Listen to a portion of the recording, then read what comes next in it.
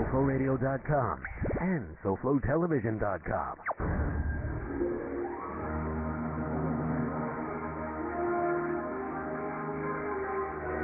Since the dawn of civilization, the elusive quest in pursuit of the perfect drink continues to evolve. Now more than ever, we reap the rewards of this passion. The perfect vintage, the finest brew, or a spirit of optimum age and class. And now, SoFloRadio.com invites you to discover the wonderful world of booze by the glass.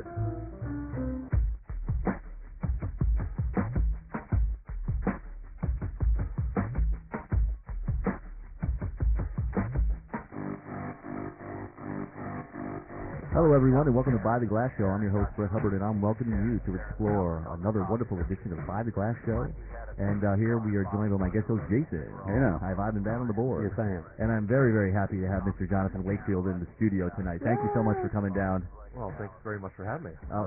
It's an absolute pleasure. I know you're a very busy man with everything going on, especially in this day and age of the craft beer scene in South Florida.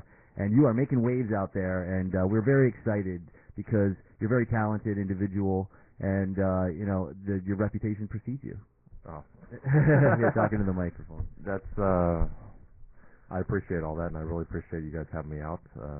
Even as busy I am, I'm glad to come out and share my time with you guys. Well, and some beers. Yeah, absolutely. Excellent. All right, time and beer. We're glad you're sharing. Yeah.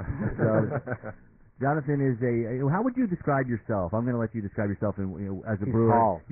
Tall? He's a right. hell of a guy, too. I thought that right on. Right. But as far as, it's interesting because in the current position, you're about to open your brewery and go professional, but you've also done a lot in your past as well. So where are you at this point in time? Kind of please give everybody your profile. Right now, we're in the process of getting open. We've already submitted all the permits with the city, putting in bids for construction. We're looking to start construction first week of January. And really, our timeline right now, we're hoping to be open probably first week of April. So what do you? Full production. Where's the location? I'm sorry. We are located in Wynwood. Okay. Yeah. I've heard a lot about that place. Yeah. 120 Northwest 24th Street. We're actually about a half a block east of Panther Coffee. Or what about that other? Well, I think that's kind of probably some of the reason why you guys moved down there to make it more of a brewing district. We're not the only one. Yeah, that's what we're saying. Yeah. There's you got Wynwood that's also on 24th. Okay, so they're right around west, the corner, closer to 95, and then a little bit further, like 2 blocks east of them will be Concrete Beach, which is the Sam Adams Magic Hat Alchemy Science. Right. Okay. Yeah. Right. But I, your take on things, is it possible you move down there because this is going to be a great district for brewing, kind of make your own little thing like a brewer's row, or is it just by happenstance that you're down there? Well, I think by happenstance that we all ended up on 24th Street. It is really. It is by coincidence. Oh yeah, huh? absolutely. Oh, that's fantastic. What kismet? Cheap rent, probably. Well, it's just a cool area. No, have you been down not there? really. No, never. Not anymore. Really. Maybe It's not not really really. cheap rent. Not anymore. Yeah, a lot of people are moving in there. Yeah. It's a happening place. It really is. And I think the allure for me is that you go down there and it's all the graffiti, but the artwork from the graffiti is just outstanding. It's not tagging. It's artwork. No, yeah. I mean, it's actually murals. I mean, you have the mix of the graffiti and wall art, but 2 guys that did my wall last year on my building, they got a hold of me the week before Basil, asked me if if they could redo the wall, and they brought another guy. So it was one guy from Oklahoma, a guy from New York, and a guy from Arizona, and all 3 kind of collaborated on my wall mural that's up there now, and it's unbelievable. Is there somewhere people can go to look at the mural while we're having the show? So we can you get can the go visual? to the Facebook page. Yeah, J. Wakefield Brewing on Facebook. There's a link on our on our page. Yeah, you can go to buytheglasshow.com and link from there. You can see the new wall mural that's up. That's going to stay, even with the construction that we have. Right. And they've asked me to come back next year and redo it. So every year we're going to refresh and something new. And the logo was incorporated into this year, so it'll always be incorporated. And we're also probably going to incorporate some of the local guys and some of the guys that did the wall to do the whole inside of the brewery and tasting room as well. So it'll all be muraled inside the building as well. That's fantastic. How big are you? How big is total site? And we have 5,400 square feet. That's nice. Yeah. Brew house is going to be a 15-barrel brew house, 5 fermenters, 2 brights, and going to go draft only first. And we will do limited bottle releases of the barrel-aged stuff. Some of the the old one or new? That's the old one. Okay. I got the new one here. The new one, yeah. The new one should have with the chick with the wolf, wearing the wolf and the moon in the corner, and a little bit brighter colors on it. I did see that. The colors are amazing. Yeah, I mean it really stands out. Yes, I mean that's part of it. That's part of it. That's pretty cool. Yeah, yeah. Check it out on his Facebook page. Yeah. And then so pretty. I read here in some of the notes that that's what you brewed on when you were up at Cigar City. Right. Doing collaborations with them.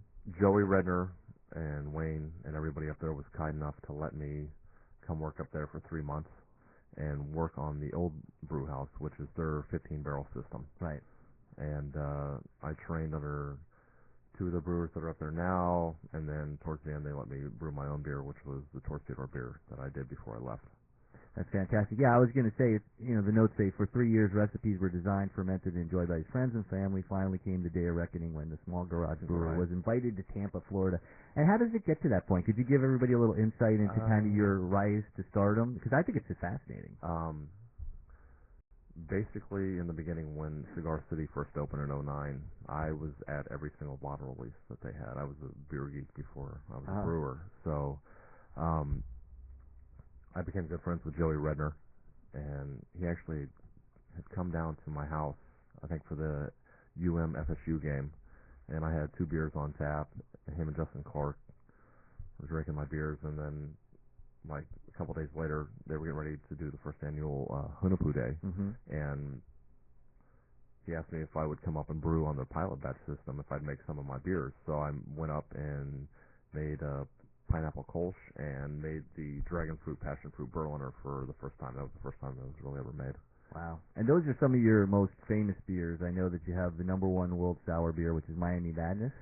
Yeah, I mean, for the 2013 rankings, Miami Madness took the #1 spot for sour beers in the world. What's the flavor profile on that beer? Basically, it's a Berliner Weiss base, but I kind of put my own spin on it.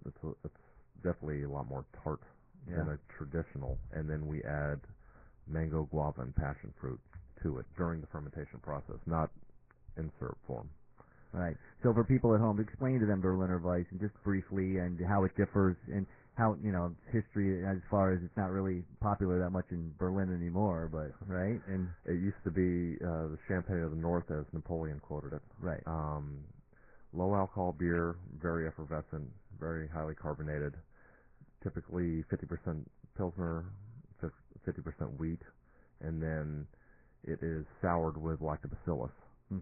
To what degree, that's normally the brewer's choice. Right. And then at that point, they would take once the beer is done, they take the base beer, and you had your choice of adding Woodruff syrup or raspberry syrup to the glass once the beer is poured into the glass to balance the sweetness and sourness, to give it that balance. Do you add lacto or sour it before you ferment it?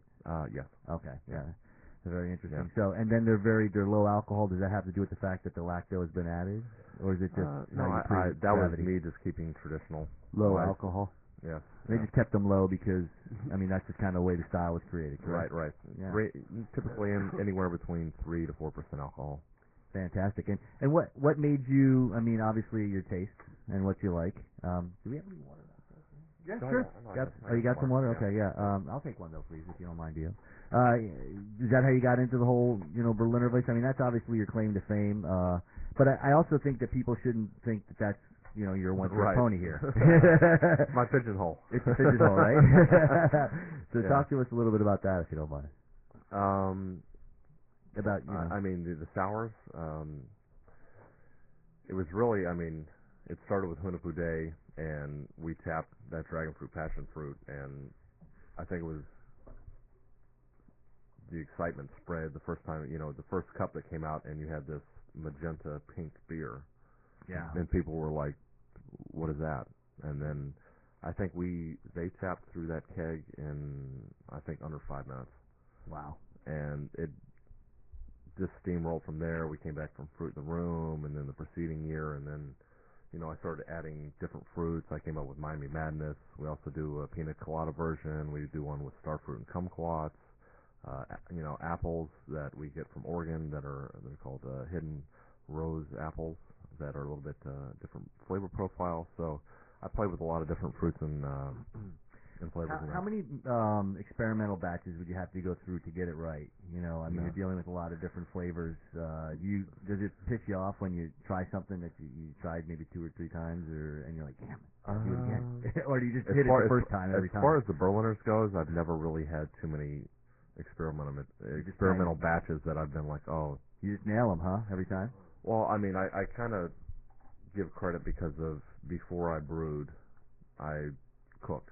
And I also took a lot of cooking classes and culinary school, et cetera. So for me, it was just a background of like a lot of what plays well. You have your recipes down, right? Yeah. And then it's just all going, putting it to process. I'm not saying I don't make a bad beer. No, I mean, it's just putting it to process after that. Then you just add. Brett's made a couple of those. Yeah, definitely. That's half the fun. Speaking of beer, I guess it's time we can try to bust into one. Tell us a little bit about what you brought. And I brought 4 beers. Hazelnut Master? No. Damn it. No, so good. No, I brought my Torcedor beer that I did with Cigar City, which is the Wildcat Common. I also brought Mate Bliss Brown Ale. I also brought my collaboration with Cycle Brewing, which is our single malt whiskey aged Dulce de Leche Porter, or DDT. Ooh, there's a bunch of people out there that are like so jealous right now. And I also brought my Imperial Stout that was aged in Pritchard's rum. That sounds really yummy. So which Wow. one's the beer boy bringing first? I would say start light. I would say start with the Torcedor beer. It should say WC on the top of it for Wildcat. So speak to me about Torcedor beer. How does that, the name and the whole... The Torcedor for Cigar City was basically a series of beers that they allowed their brewers to come up with their own recipe and brew their own recipe. Like, there's the Vienna Lager that they did, Josh Springle's Double IPA, et cetera. And they allowed me to brew mine. And for me, I always like to try something different. And I've actually been doing research on Kentucky Common for a while. It's another dead style. Like at the time when I got into Berliners, nobody was brewing Berliners. It was a dead style. Yeah. Now everybody brews Berliners. Yeah. Well, I mean, it couldn't be much more, couldn't be much more of a perfect beer for Florida. This is another low alcohol beer. This is I think 5.4%. It is a dark common. Okay. That has been slightly soured. History goes that when in Kentucky that the distillers would either flip the grain bill on a sour mash for bourbon. Right, yeah. And throw some hops in it and make beer, or take the leftover runnings of the sour mash and make the beer. So what you're looking at is basically a dark common ale with up to about 25% flake corn in it. So when you really usually flake corn in this, huh? Yeah. Oh, talk to me about. Oh my! I have a great question for you now. That's a really different beer flavor. Sorry, it is. I would say comparative to like Southern iced tea with lemon in it. It's got some nut. It's got like some hazelnut, and It's got a little sour, and I'm not a big sour beer fan, but this is drinkable. This is drinkable. It's not. This is like my stepping stone. This is this is on the lower end. I wasn't looking to be sour like the rest of it really my is like an iced tea. Yeah, with a little bit of 5.4 And I love alcohol. iced tea. That's low alcohol. That's fantastic. Yes, it is. He's a good guy. So I got 2 questions It's like for carbonated iced tea. you. That might be my ignorance. You say common beer. Do you mean like a mild or no, like No, California common common. a California common? Like okay, a California so common. It's an ale brewed at But lager it's a temperatures, dark common. right? I do like Yeah. sour. This is really yummy to me. Yeah, I've never heard that term used without California in front of it, so it kind of threw me. And Yeah, I'm they're not a dark big common. sour guy. You and think I like outside it. the box. Yeah. And then what was my second question? Okay, so the flaked maize. Talk to me about. Do you have to mash in at a gelatinization, like a lower? No. To break it just down. normal, you can just throw it right single into the step. mash. One Yep. single step infusion. Yep. Okay.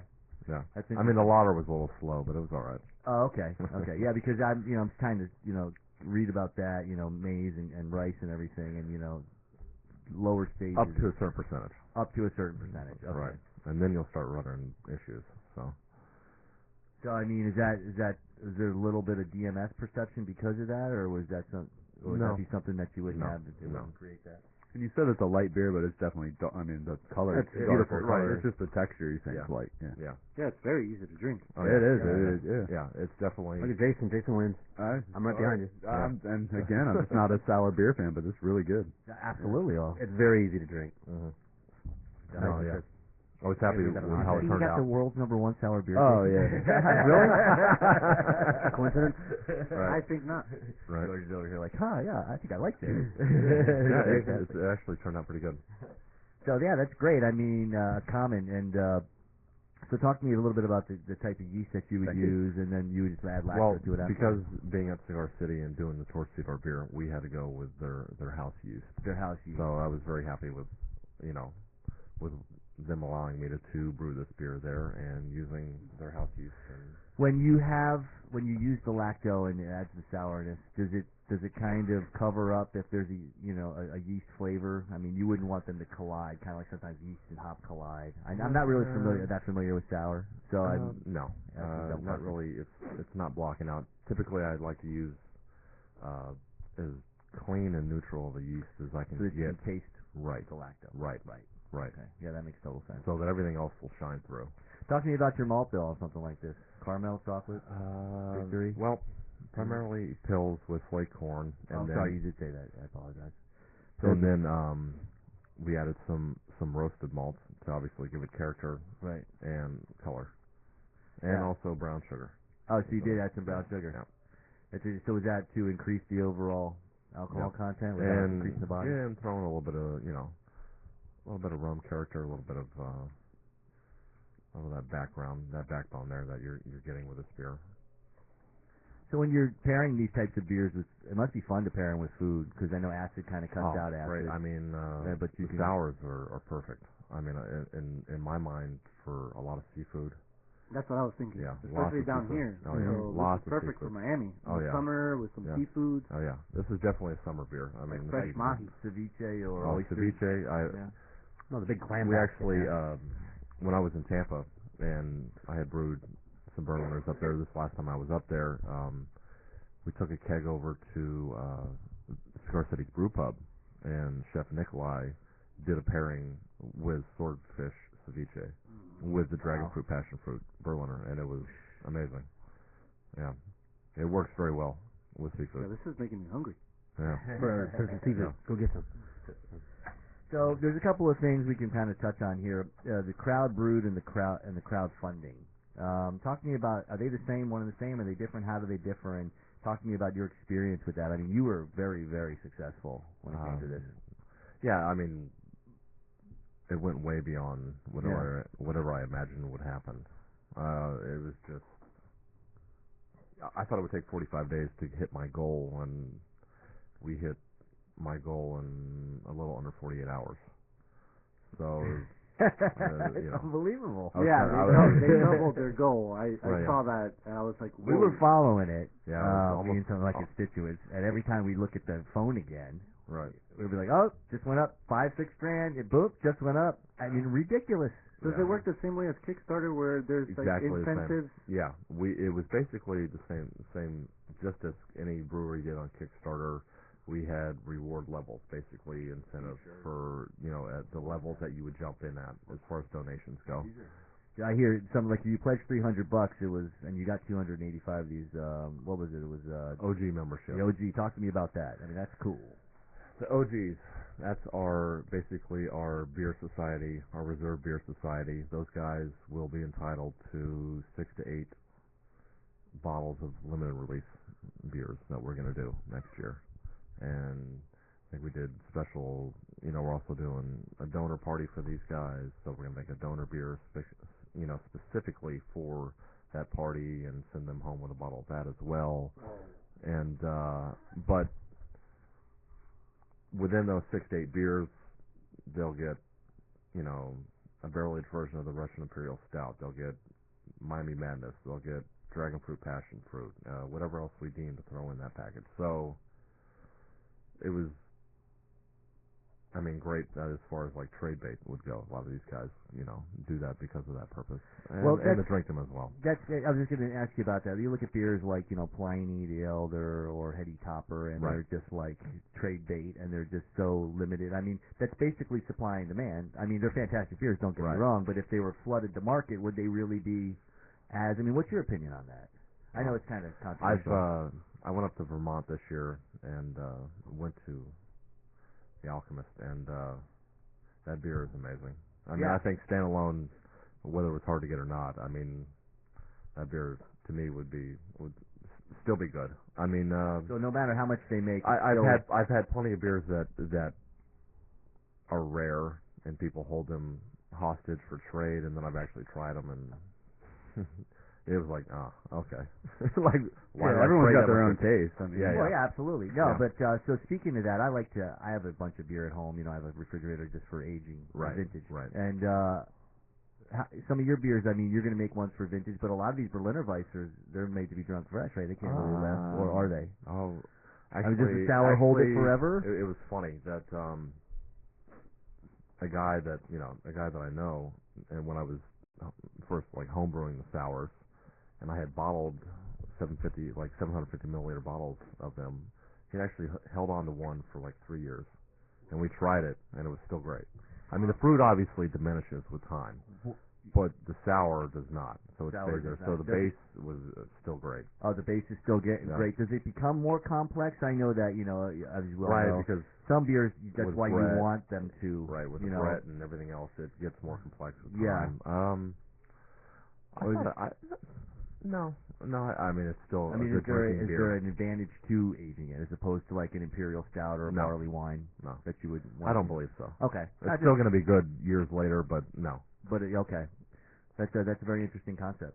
So you have all kinds of really fun stuff going on. We talked a little bit about Widwood and the whole area down there. You guys just had a really great event down there. You did a pop-up event at the Art Basel for Art Basel during that week at your brewery. Talk to me about the Art Basel pop-up event. What is a pop-up event?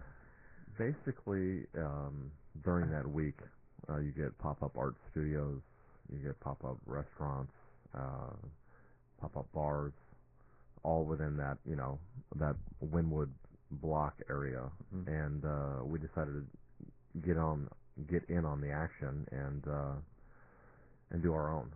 So, and it was on my parking lot in front of the brewery, and we got Cigar City.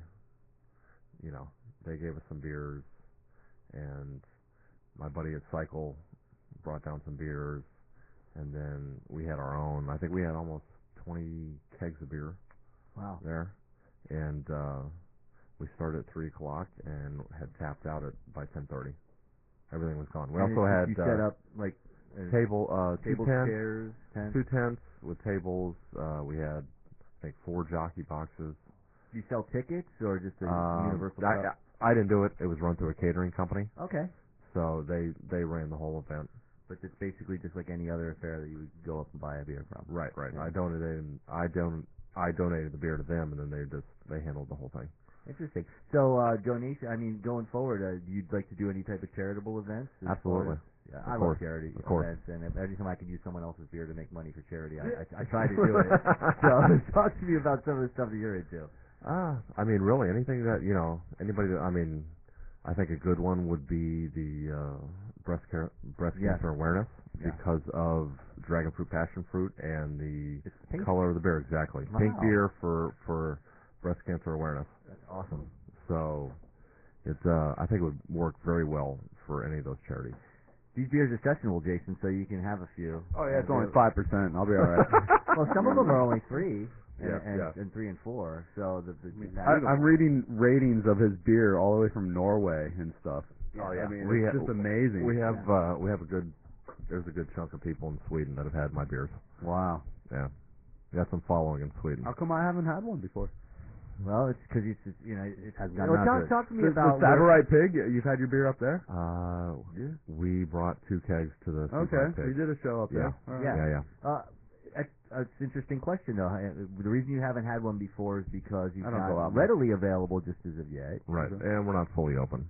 So where most of the stuff would have to be done like the stuff that I've done at Cigar City. Oh, okay.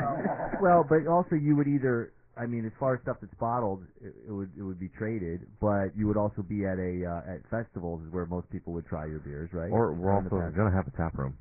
No, but I mean, that's right. But in the past, in the past at festivals, family and friends would maybe steal or not steal, get some of your beer and then trade it out. I know we'll be at the Miami Beer Fest. Okay. In first week of February. All right. And then. Oh, at the stadium. Right. They're doing it at the football stadium this year. Wow. Last year was at the baseball at stadium. the Marlins Park. Yeah, and it's already like so many people have already purchased the tickets for it. It's ridiculous. They've already put tickets on sale. Yep. Miami really does the reciprocate. They're they really reach out. No, to it was a great event last year. Yeah. It was a great event last year. I mean, Oktoberfest is probably in the South. You couldn't walk. And Bricktober when and it was in Brickell. It's not like they don't have one of these festivals every freaking week, right? Somewhere around Florida, but people really come out for certain Miami ones. I know the ones in Broward can be a little lame, but and Jupiter's coming up. I've never seen you up there. Is that something it's kind of, who knows? Tell me your opinion on it. I mean, that's a far stretch for me. You know what I mean? But, JR asked me to be part of Jupiter this year, so I think we'll be part of Jupiter Craft Beer Festival this year. Jupiter's at the ballpark up there, too, right? It is, yeah. And it's one of the better ones in Palm Beach, the Palm Beach County. They tend to get a little, but the thing is that people need to be able to try your beers, more of the mainstream people. I know the beer geeks. They get out to these festivals and they'll wait in line for 3 days for Hunapoo, and you know what I mean. But the regular, as far as guys like us, you know what I mean. Well, we have a show, so we get them. Yeah. Well, I mean, I did do the Palm Beach Beer Festival, and it actually went pretty well. I mean, for the actually getting the. Which one was that? Which one? The one that not in. I'm trying to think. It was in the park in downtown, off of. In Abacoa? Yes. Oh yeah. Okay. Yeah, that was a good one. Definitely. That's a fun place to have stuff up there. Yeah. And people are very receptive. It definitely makes me happy that people are coming out and it's more. I'm not saying that we need different beer, but we have 4 to drink, so we have. Yeah. We'll continue on. Let's take a quick break, and when we come back, I want to get into Florida Weiss, and people dub this as your specific beer. I mean, it's your signature. I want to see what your take is on that. You don't have to blush. You got your own beer named after you. That's something to be proud of. That's pretty fucking cool. We're going to get into all that more with Johnathan Wakefield when we come back on By the Glass Show on SoFloRadio.com.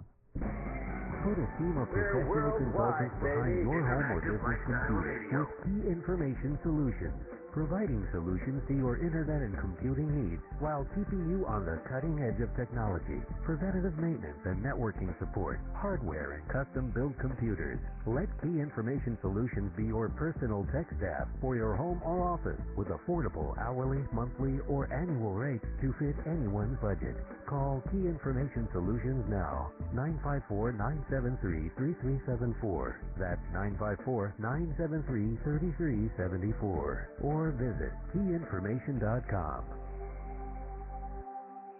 Strawberry patches, smoothie. Get your hands off me. Huh? I said don't touch me. I shouldn't have went to that party last night. Now I'm seeing talking fruit. You're not dreaming, Bubba, and you're not putting me in that blender to do. But you're just a fruit. Who you calling a fruit? You are. You're a delicious passion fruit. Why, sure I'm passionate. How would you like to be blended, huh? I got rights, you know. Customers waiting. You gotta go. Yeah, but wait, you have... At Power Smoothie in Aventura, we show fruit no mercy. Always fresh, always delicious. To make the best smoothies and wraps on earth, try our new cilantro lime-alicious wrap or our hot chipotle chicken. Power Smoothie in Aventura, located just north of the Aventura Mall, is the Promenade Shop. Or call 305-792-5338. Open 7 days a week. When you're ready to actually lose weight safely and steadily while being monitored by a physician, the Weight Loss Clinic of Dr. Kim Jacobson is there for you. The family medicine practice was established by her father in 1956 and continues as a medical practice that now specializes in weight reduction. Dr. Kim Jacobson joined the practice 20 years ago as both a family medicine practitioner and weight loss specialist. The Weight Loss Clinic utilizes a combination of appetite suppression medication and vitamins to produce great results, usually 3 to 4 pounds per week for most patients. Now you can change your lifestyle while still enjoying your own food, just less of it. They offer a choice of 2, 3, or 4-week plans. So whether you just need to lose a few pounds or a lot, the Weight Loss Clinic of Dr. Kim Jacobson can help you. They're located at 5454 Northeast 4th Avenue in Miami, just 2 blocks west of 54th Street and Biscayne Boulevard. Call them at 305-751-0091. They'll be happy to answer any and all of your questions. That's 305-751-0091. Get started on a beautiful new body today with Dr. Kim Jacobson and the Weight Loss Clinic. This is Johnathan, Sports Ed. You don't flick a player off knowing he can't do anything bad because he will get consequences for it. You know, like I applaud Joking Noah for holding his composure, and not flipping up because clearly we see he has a temper as it is. Tuesday 7 to 9, Thursday 8 to 10. John X and the Sports Head. On SoFloRadio.com. And now we return you to By the Glass.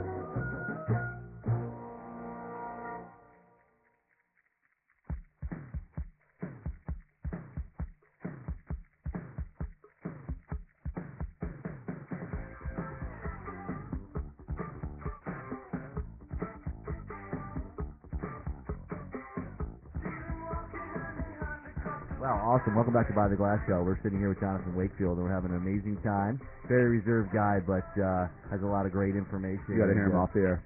Yeah, exactly. He's a wild man. No. Fantastic. But it's cool because you can just come up with anything off the top of your head, and Jonathan's like, yeah, we tried that, or, oh, no, you can't do that. And we were just talking about, funny thing, so we were just talking about putting tobacco in beer, and you're saying will not happen. No. Legally, no. It's funny because it's alcohol, tobacco, and firearms. Right. Yeah, they'd be all over you. They don't no. Why not? Blow your mind. Yeah. Speaking of blowing your mind, I'm going to pop this next one. Yeah, pop it, Dan, and talk to us a little bit about this next beer, please, if you don't mind. This is our base brown ale that we infuse with yerba mate and cacao nibs. And you'll get a few other spices in there, but those are the two primaries. Your pronunciation is a fantastico. Well, mate and cacao nibs. I mean, that's perfect, man. Well, you grow up down here in South Florida, or? I've lived in Miami for a very, very long time. Very cool. Yeah. You're from North Miami area, right? Yes, I am. Yeah. So, this is beautiful, and it smells delicious. This is my kind of beer right here. Wow. So, is this a porter? No, it's the brown ale. Brown ale. Okay. Brown ale. Yeah. Such intense flavor. Oh my goodness! The cacao nibs, they really give you. We're gonna have to clean up that. Give you like an intensity. You know, this is really, really good. Yeah. So I mean, it's like plus you. Wow. Plus you get a little bit of caffeine from the yerba mate. Yeah. I mean, it's like a Coca-Cola, vanilla Coca-Cola. Yeah. How come you can sell this, but you can't sell that Four Loko? Yeah. Well, yeah, Four Loko is nasty. This is delicious. Yeah, it is. This is yummy. I see why your beers are so popular, Jonathan. They really are like nothing I've ever tasted. Yeah, this guy's incredible. The uniqueness factor is just mind-blowing. The artisanship. Oh, absolutely. Yeah. Now, I'm sorry. With the distribution thing, is it going to be bottled once the thing gets set Once up? we start running large enough volume, we will start being bottled. Okay, cool. Cans probably as well. Oh, really? Better option. Yeah, because I don't have to go out and buy a canning line. Yeah. And they do have. I can hire a mobile canning. Come and do mobile canning. Oh, okay, that's cool. Yeah. But first, we'll see you around the bars and stuff once it gets going. Well, you'll see us in the bars anyways because we'll be on draft. Yeah. Okay. So. And people are going to be, it's anticipated. There's already a site that's like, where can I find this beer? Yeah. And yeah. Yeah. But I think that people, I think I would imagine you want to stress that you have so many different great styles that you do, and everything that you do is so good. It's not like we talked about One Trick Pony Pigeonhole with just the Berlin. I mean, that's what got you claim to fame, but Talk to me about making those beers. They take a while to produce, correct? They're not like they're good. No? Oh, they're quick? Yeah, they're pretty quick. Oh, okay. Yeah. It's normal turn time. About 14. Isn't that funny? The only reason I say that is because we had the barroom or cellar master from Green Flash call in. Oh, yeah. And he was talking about making Berliner Weiss. I don't know if you know him. No. He's out at Green Flash. We had him on the Brewing. show, yeah. and they called in from West Coast, and he's the guy who ran the tap room, and he was very knowledgeable, great guy. And he was talking about making Berliner Weiss. I don't know if you guys remember. And he said, yeah, they take a long time to produce. And I was like, well, everybody's got their own process. Right. So that, or he doesn't want you making Berliner Weiss. Right. Right. Everybody has their own process and how they handle it about going and making that beer. So, but mine does not. So they're basically the same ale time. Yeah. They're just basically like once you sour the brew. Yeah. With so many different flavors of beer, how big is your place? I mean, are you going to be able to brew a whole bunch of the time? We'll be able to. We're going to do basically 4 flagships and a rotational Berliner Weiss at all times. So are these the 4 flagships? You have Yeah. this really cool little piece of POS down here. People can't see it. Featuring Florida Weiss, the Hefeweizen, a porter, a brown ale, and an IPA. So the Florida Weiss, tell me a little bit about that, how it stands out and differs from a Hefeweizen. Obviously, that's the Berliner Well, the Florida Weiss is what has been coined from our Berliner Weisses because we changed the game by adding the fruit to the fermentation instead of to the glass. So is that a Reinheitsgebot thing, you think? Yes. Okay. Yeah. And then Florida kind of turned. Oh, sorry. Go ahead. You're hosting a show. I'm doing the bottle smell. George. Stealing from me. It's really good. So, it's really good. So I started with the Berliner Weiss, and then other breweries in Florida started jumping on and adding other fruits, and it became more and more popular. You got Funky Buddha, you got Seventh Son, you got Cigar City, you got me, you got Cycle, you got all these guys in Florida that are making fruited Berliner Weiss. Yep. And really, it was the only state in the country doing this, and it was gaining more and more popularity, and because we were the only ones doing the fruit and the fermentation, not the glass, it was kind of coined that it was a Florida Weiss, not a Berliner Weiss, because we're not in Berlin anymore. Right. Okay, that makes perfect sense. Sounds good to me. Yeah. Yeah, absolutely. And it's just a perfect beer for South Florida. It's something that just works so well. I think that where beer is going, and maybe tell us your opinion on things as far as the last 10 years have been all about how big can we go, how crazy can we get, and then now it's more like about how can we have all that flavor but without all the alcohol and body as far as right. Make it more so we can drink 2 or 3. I remember when I first got into craft beer and drinking craft beer was about big barrel age. How big of a beer can we make? What kind of barrels can we put in? How many IPA things?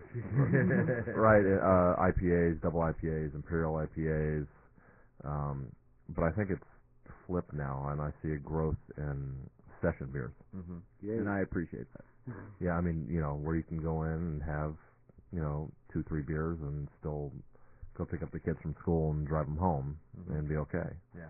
And I think it's good because in my mind it's harder to make a lower alcohol beer because you don't have a lot of room to cover things up with.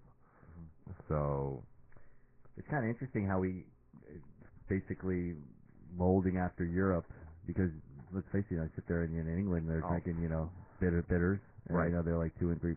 I know the taxation had a lot to do with their low alcohol, but really in the end, a lot of their beers tend to be lower sessionable beers. They have a beer for every situation. No, I agree, and I think we're heading that way, but we're still going to have the big bad beers. Oh yeah, well always. They still got Doppelbocks and strong ales and there's still a huge crowd out there for IPAs and Russian Imperial Stouts and barrel-aged beers. They definitely have. That's not going away anytime. No. I mean, I've been to Hunapu Day ever since the event started every single year, and people love big beers. So I love to just when I'm at home drinking, I'll have like a beer that I'm drinking, and then I have another beer on the side, the big beer that I'm just tasting, just sampling at that time. And I love to drink smart way to go about it, right? Yeah, I drink like 2 or I'm drinking a couple different things. Double 50. Yeah. Yeah. So I'm drinking, something lighter, and then I'm drinking not a Bud Light, Jason. And then I'm drinking Jason. And then I'm drinking like an Imperial Stout or something that I have aged. I've been drinking vintage beers, the stuff that I've been aging for a while. I got some fun stuff aging. I got a couple things in the fridge too. Yeah. That. Speaking of things in the fridge. Yeah. Next. I figure we got 20 more What do we minutes. got coming up next? 10 more minutes of beer. Right. Producer, I got to plan these things out. The DDT should see WDDT on it. I have a panic attack and a holy mackerel that I've been saving. Yeah. Oh, Bob Gordash, I saw him today. Yeah, one day we're gonna pull those in here and have them on a anniversary show. Let's do it. Those are the types of beers that will, they'll change. Their attributes will change over time. So, very interesting. You just announced you're doing a collaboration with Stone, with Greg from Stone. Yeah. Greg Cook. Yeah. Stone. And so, some of his good tweets friend of mine. Wow. Some of that guy's tweets speak very highly of his beers. Right, I don't know what to think about this butterscotch fragrance or something. Whiskey. Really? Whiskey. Come on, George. Don't pretend like you don't know what whiskey is. Look at the drinking whiskey before the show. Thank you. That is our my collaboration beer with Cycle Brewing. That is our Dulce de Leche Porter. Ooh, 96 rating. All right, I know what I'm doing. What? I'm not even going to think. You said dulce de leche.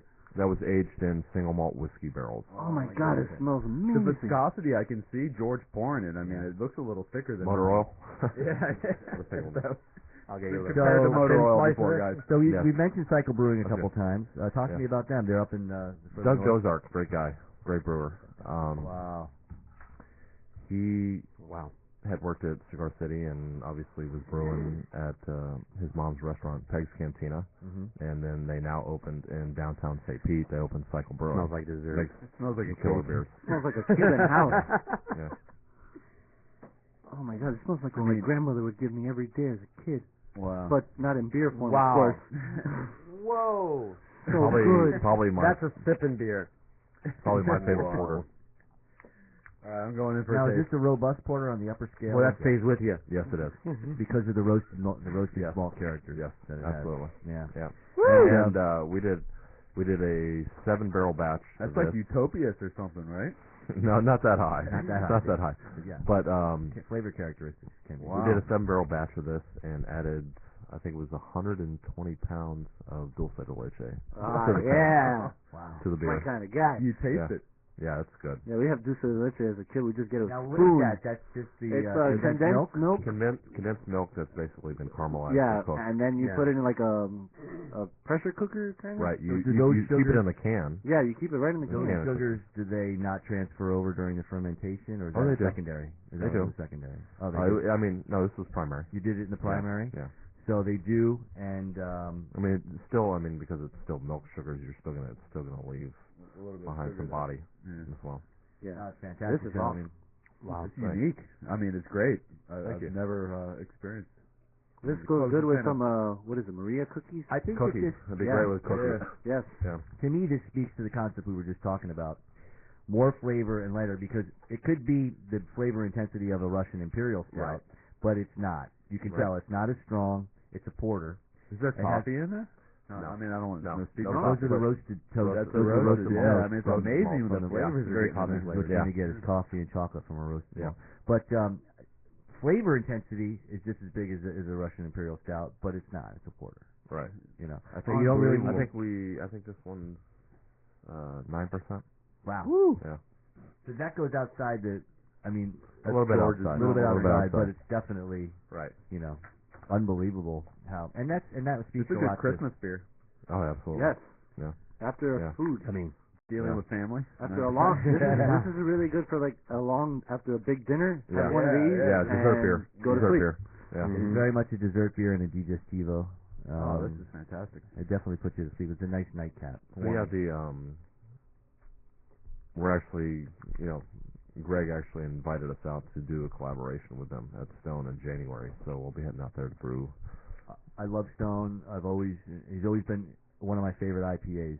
Oh, yeah. I just think if people talk about IPAs all the time, I do love the Bell's Two Hearted, as far as the singular. I don't think you can beat the Enjoy by Stone. Yeah, and that's another one that everybody's talking about because it's more aromatics than it Yeah. is alphas, and Yeah. it tends to be a more sessionable IPA. Yeah. and it's just got all the flavor you're looking for, but it doesn't bite you on the end. And Like doesn't Hop kick you in the Stupid? ass. Well, that's completely different. They're both trying to achieve different things. But yes, not like Hop Stupid, Jason. Jason's my Joe Public. All right, there we go. I got to compare it to something, man.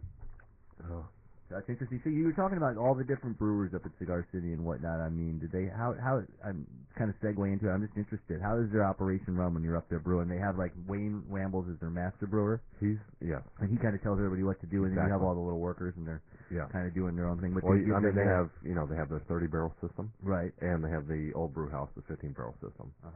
So you have they're running schedule on the 30-barrel, so they have shifts that come in. So you have a couple different brewers that run the 30-barrel, and then you have primarily 1 to 2 at most run the 15-barrel.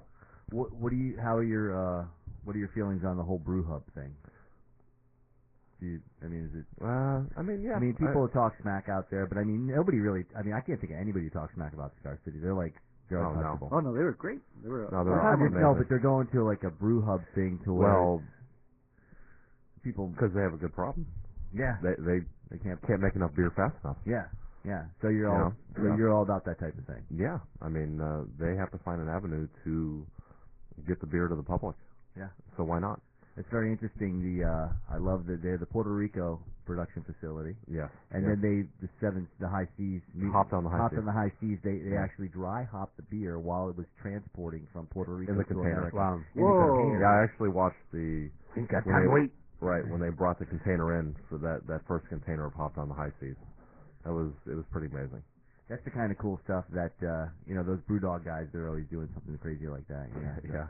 So it's fun that you guys hop it in the water, taking beer to the next level as far as not just the actual beer itself, but the excitement and the experience about it, because it's really an experience, right? No, absolutely, 100%. It's like cooking, right? Absolutely, yeah.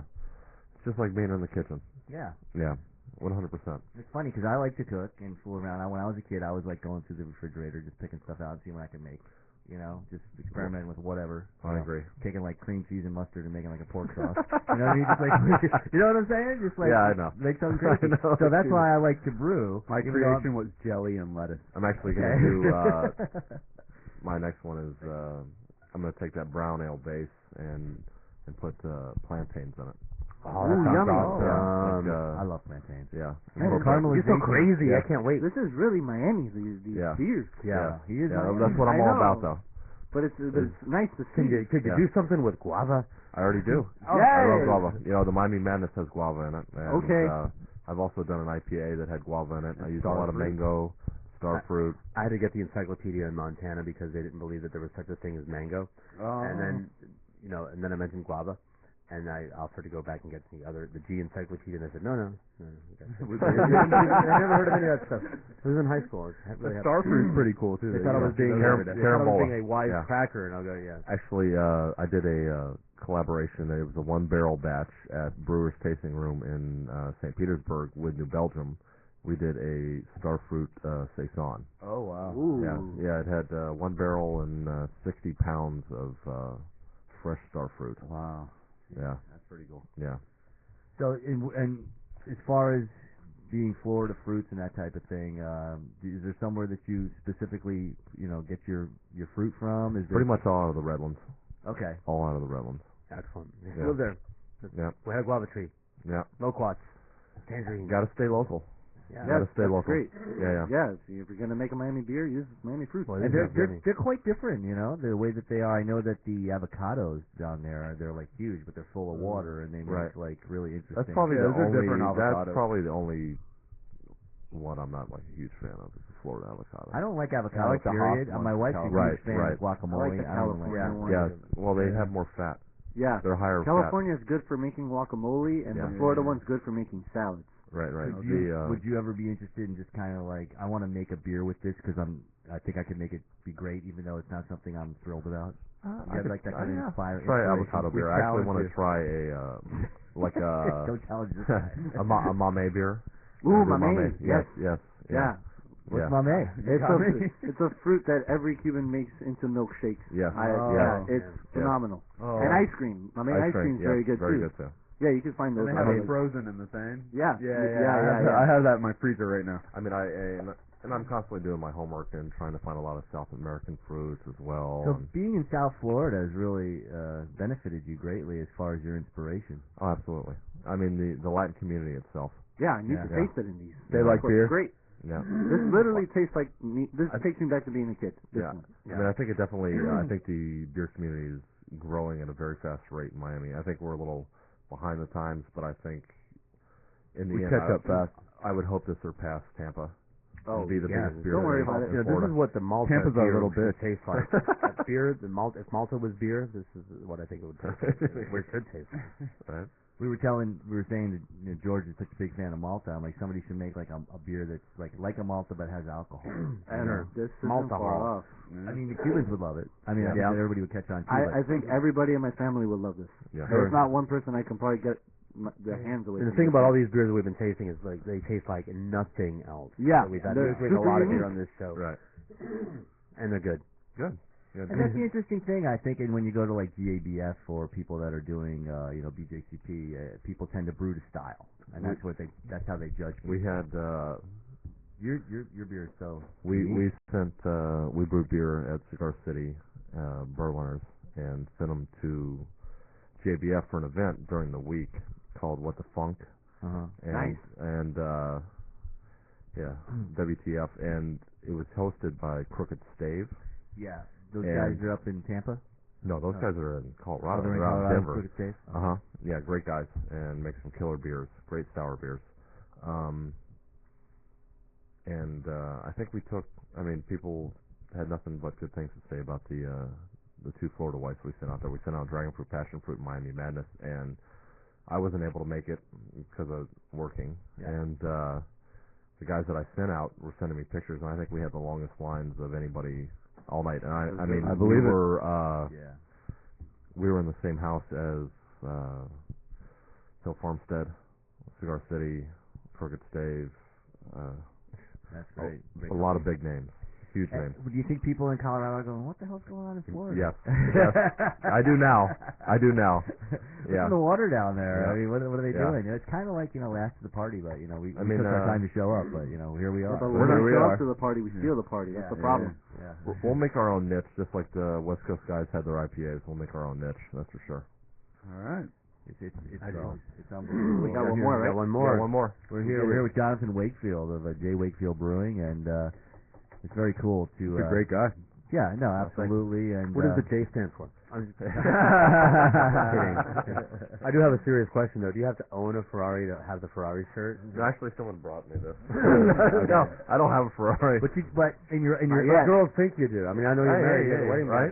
Yeah. Well, he's married. Right? He's got I've seen your kids are cute as hell. Thank you very much. By the way, thank you. No, I want a Ferrari shirt. This is an I'll bring you one bottle. next show. I'll bring you one. But you also medium, please. You also you have a couple other talents too. You work on your mechanic too. Right? No, I worked at TNT, which was my family's. I remember that TNT. I remember the commercials when I was younger. The TNT, the boats, and I actually saw the big cigarette. Right. Yeah, I think I remember that too. Yeah. If you grew up in South Florida, you remember those commercials. Cigar boats. Yep. Yeah, definitely. So my family owns a marina and a high performance and basically open fish. We work on Mercury. We're a Mercury dealer. So yeah, I mean, I was before all this. Break the light out for 15 years. Oh, you really? Yeah. Oh, I have my master's in accounting. So you're very reserved, and you seem very. I try to be. You know. If I was that big, I'd be grabbing people by the face and throwing them to the ground. Out of my way! I'd make people pay. Hey, Brett, what would you say the light filtering number is on that? The SRM on that is about. I would say it's probably 40 to 48. Yeah, this is our. All right, we'll take that. Yeah. This is our Russian Imperial Stout that we call the Nothing. I'm rushing to drink it.